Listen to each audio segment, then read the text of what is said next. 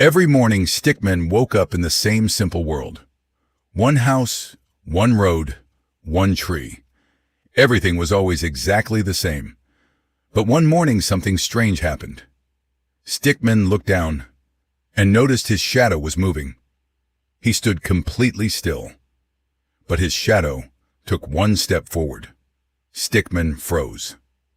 Confused and curious, Stickman followed his shadow down the road. Behind the old tree, he discovered something he had never seen before. A mysterious black door. There was no wall, no building, just a door standing completely by itself. Stickman slowly reached for the handle and opened it. A cold wind rushed past him. Then he stepped inside. On the other side was a massive underground city, and Stickman couldn't believe what he was seeing. Hundreds of other Stickmen were living there. Some were hiding, some were running, and others were staring directly at him. Then an old Stickman walked toward him. He looked frightened.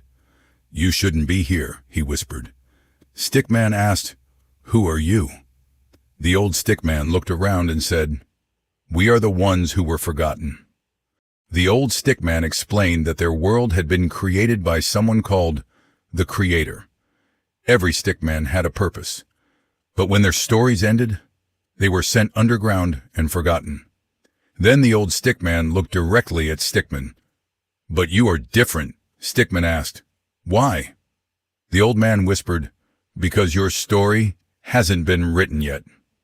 Suddenly, the entire city went silent. A giant shadow appeared above them. It was enormous. Its eyes began to glow. Then someone screamed, "Run!" Everyone started running. Stickman turned around and sprinted toward the mysterious door, but the giant shadow was coming after him.